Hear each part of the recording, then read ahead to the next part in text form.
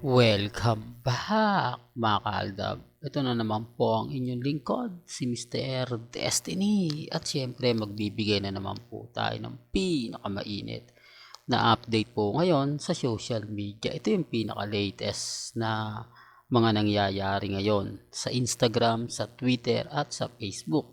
Gaya nga po ng mga pinapaliwanag ko sa inyo madalas, si Alden Richards napakatalino po talaga niya. Kaya niyang manipulahin yung mga bagay-bagay na sabihin na natin na marami nag-iimbestiga pero nagagawa po niya makalusot. Nagagawa po niyang baliktarin ang sitwasyon na kahit nahuhuli na po siya talagang nakakalusot pa rin po siya. Patunay lang po yan mga kaaldab na kumbaga matalino si Alden. Di po ba? Na syempre ganun din naman po si Mengay. Sabi ko nga po sa inyo ako, kumbaga kampante lang po tayo. Hindi tayo basta-basta naniniwala sa mga pahayag at sinasabi po nila. Di po ba? Ang importante lang naman po mga kaaldab maging updated ka. Kung ano yung sa tingin mong paniniwalaan mo, dun po kayo. Di po ba? Nirerespeto ko naman po yan at ginagalang. Lalo na po ngayon na napakaraming tao ang laging nakatutok kila Richard Polkerson at Maine Polkerson. Alam naman po natin na talagang yung iba gigil na gigil, yung iba inis na inis. Di po ba? Hindi natin may iwasan yan. Hindi natin may iaalis yung mga punto na kumbaga sinasabi nila. Di po ba? Tama ka naman Mr. Destiny kasi bakit nga ba sila gigil na gigil sa atin? Di po ba? Bakit nga ba inis na inis sila kapag ang pinag-uusapan natin ang Aldab? O, tapos sinasabi nila na hindi Mr. Destiny, si Nanay Dab, gustong gusto si Alden Richards. Yung nanay ni Kat, gustong gusto si Alden Richards. Totoo po yan. Normal lang po yan kasi alam naman po din nyo na si Alden talaga yung tipo na maraming gustong mapangasawa, di po ba? Dahil bukod sa mayaman na talagang mabubuhay at mabubuhay ka. Di po ba? Sa dami kasi ng mga pinapaliwanag at sinasabi sa social media, talaga naman pong mapapaisip po kayo. Kaya nga po ako kampante lang eh. Hindi ako basta-basta nagpapatinag, hindi ako basta-basta nagpapaapekto kasi alam natin ang buong istorya. Alam natin ang buong kwento. Lalo na nga po kapag ang pinag-uusapan ang real life couple. Di po ba? Kahit kasing anong sabihin nila, hindi Mr. Destiny, kumbaga walang katotohanan yung sinasabi mo, puro ka lang paasa, di po ba? Yun lang naman po eh. Hindi naman po tayo namimili. Tayo po yung tipo na okay lang kasi alam naman po natin yung sitwasyon nila Mengay at ni Alden. Di po ba? Kahit anong sabihin nila, kahit anong paliwanag nila, okay lang po yan. Basta wag lang po kayo magpapaapekto. Sa dami kasi ng mga balita ngayon na lumalabas na sinasabi nga po nila na hindi Mr. Destiny, move on na kayo, tanggapin nyo na yung katotohanan, natalo na kayo. Di po ba? Yun lang naman po yung lagi mong maririnig sa kanila. Yun lang naman po yung laging madalas na pinapaliwanag at sinasabi nila. Pero wala naman po yun eh. Kumbaga normal lang po yun. Lalo na po sa atin na napakaraming mga kumbaga pananaw na talagang mapapaisip ka naman. O ba? Tapos sasabihin nila puro daw lang tayo issue, puro ganito, puro ganon. Sa totoo lang po mga kaaldab, napakarami po. Napakaraming ganap, napakaraming mga komento na talagang wala yan. Doon yung point na kumbaga lamang na lamang po lagi tayo eh. Lamang na lamang tayo dahil tayo po yung pinag-uusapan, tayo po yung laging bida. At siyempre tayo po yung panalo. Po ba? Taliwas po sa mga pinapaliwanag at sinasabi po nila. Ako nga po mga kaaldab, lagi tayong nababash, lagi tayong kumbaga nasasabihan na paasa, fake news, okay lang. Kasi hindi naman po natin kumbaga pinipilit yung mga bagay-bagay na ganun eh. Ang sa akin, masaya na po ako sa mga nakikita natin, masaya na po tayo sa mga nangyayari at sa nagaganap. Di po ba gaya po ngayon, wala naman pong ganap kina Catherine at kay Alden. Although pinag-uusapan yung Hello Love Again, normal lang po yun mga kaaldab. Dahil sino naman po yung gusto ng topic? Wala naman pong ibang magiging topic kundi sina Alden Richards lang at si Mengay at si Catherine. Tapos yung iba nagtataka, oo nga Mr. Destiny, kasi kahit hindi mag-trending si Main, talagang dumidikit siya kay Alden Richards. Totoo naman po yun.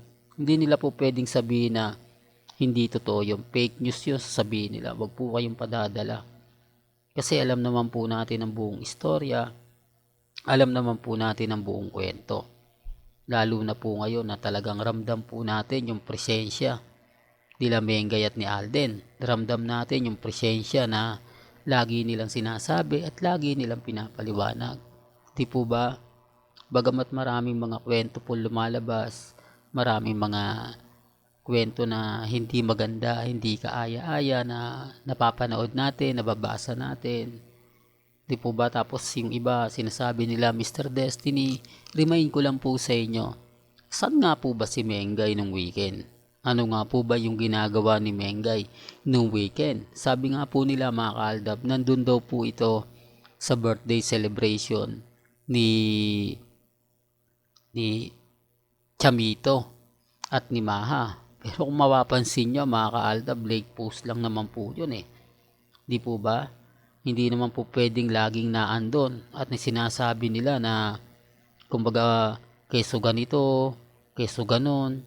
Di po ba? Wag po kayong padadala. Sabi ko nga po sa inyo dito po sa channel ni Mr. Destiny, lahat po ng mga gusto nyo pong mapanood, mapakinggan, kampante lang po kayo. Kasi tayo naman po talaga yung legit na nagbibigay ng mga update. Legit na nagbibigay ng mga kaganapan. Pabor man sa atin, sa kanila, kita nyo naman po ina-update natin. Kasi hindi naman po tayo dito, kumbaga, nagbibigay ng maling impormasyon. Sabi ko nga po, yung iba nga, kaya nga yung iba nagagalit sa atin, naiinis sa atin, kasi nakukuha agad natin yung update eh. Nakukuha agad natin yung mga balita na hindi nila ine-expect, na nauunahan po natin sila. Tapos sasabihin nila sila daw yung updated. Paano silang updated? Tayo yung lamang. Tayo yung panalo. Di po ba?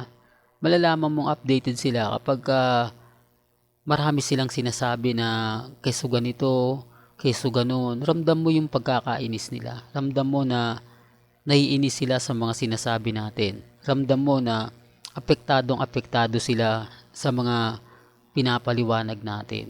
Di po ba? Real talk to mga kaaldab. Kaya nga sabi ko sa inyo, ako, kumbaga lahat po ng mga sinasabi ni Mr. Destiny, lahat po ng mga pahayag ni Mr. Destiny, mapapanood nyo at makikita nyo po sa Instagram, sa Twitter, sa Facebook. Taliwas po sa sinasabi nila na hindi tayo updated.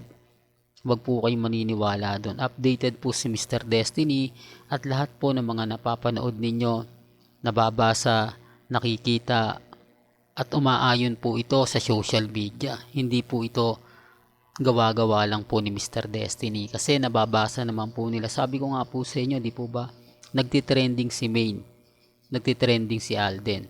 Doon pa lang may mali na eh. Bakit po ba laging nagtitrending ang real life couple?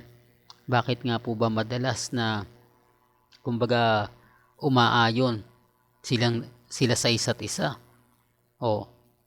Bagamat maraming mga kwento, maraming sinasabi na hindi kasi Mr. Destiny, ano yan eh, yung kumbaga normal na lang yan eh, yung mga ganyan. Hindi po mga kaaldab, gaya po ng sinabi ko at pinapaliwanag, marami po kasi talaga nagtatanong madalas kung ano nga po ba yung katotohanan, kung sino nga po ba yung nagsasabi ng totoo at nagsasabi ng fake news. Sabi ko nga, ang mga naniniwala lang po naman sa atin, ito yung mga since 2015 pa rin po. Walang pagbabago, hindi po tayo nadadagdagan at hindi naman po tayo nababawasan. Yung iba po, kumbaga nag-aantay lang. Yung iba po, kumukuha lang ng tamang pagkakataon para dumating din po yung point. Di po ba? Well, hanggang dito na lang po ang ating latest updates. Kaya kung gusto nyo pa po ng pinaka-latest at sariwang update, abay tumutok lang po kayo dito po sa channel ni Mr. Destiny para updated po kayo sa mga latest at sa mga bagong video po na ilalabas po natin maya-maya lang. Kaya kung bago ka lang sa channel na to at isa kang true-blooded Aldab Nation na nagmamahal kina Mengay at Isoy, tama po ang channel na pinuntahan mo, kaya consider na po kitang bagong subscriber. At huwag mong kalimutang i-share ang mga video po natin sa mga mami, sa mga titas, at sa mga senyor. Hanggang sa muli, salamat po sa panonood at pakikinig.